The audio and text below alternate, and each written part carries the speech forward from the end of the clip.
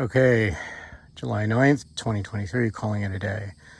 So I ran over this bridge trying to get my black SUV across since it wasn't supported by anything. It just cracked, even though I've got plenty of support over on the far side of the bridge.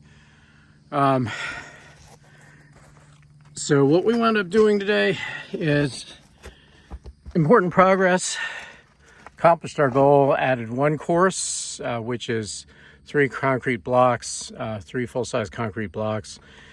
They're all rebarred in. Joints are questionable, did my best. Type S mortar compound, good workable mix, did my best for the joints. And then these are 2-inch caps. And then as you can see, I've let the support beams down off of the jacks. This set came down nicely on top of this side here. So it's kind of to let it settle. This one has not. You can see I've got sort of a maybe a 1/2-inch gap to a little bit less. If I pull down on it, I'll let it settle. But the good news is that gives this mortar a chance to cure.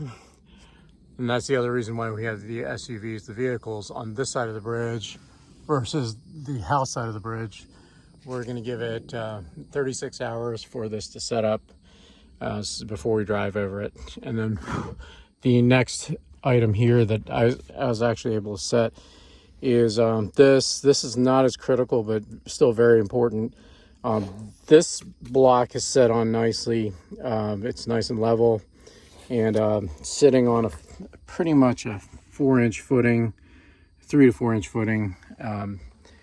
I don't have entire concrete under this one, but the primary support's going to be here. I'm going to go probably half block, 1 full block, half block, 1 full block. I don't have enough mortar left to join these. I'll go ahead and do that on the next pass. So 4 more courses, 1, 2, 3, 4. And then that's really supporting just outrigger, which is basically just a 4x4. So just the outside edge of the bridge. Again, not as critical. Like once this is settled, we can start driving across it. But the race now is to fill in this cavity. Back here again, this goes pretty deep, almost all the way back to the very back of this. So I'm gonna need to fill this in. The reason why I wanted to hurry up and get this in is because now I can start filling all this with gravel and concrete to raise the level of this, and that will, for every inch that I can get the floor level up, that's less potential for the creek out here to overrun and really do a lot of damage. So looks like we've got thunderclouds, possibly. I think we've got 30% chance for an hour. So I'm going to go ahead and tarp this up after dinner, and then we'll let this sit for a couple days. And then after that, hopefully it's just a matter of fill. So all the structural work from the main beams is done. I do this, but as I do so, I'm going to fill in here with concrete, rock and gravel just to give this lateral support, so that this is again more permanent. And hopefully, kind of zooming out on the whole project, is fill this all up to ground level, and then if I can find enough rocks to match the face of this and pretty this up.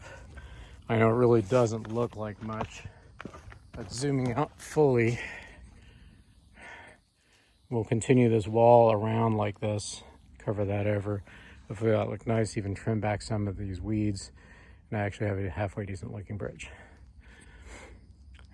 Wish me luck.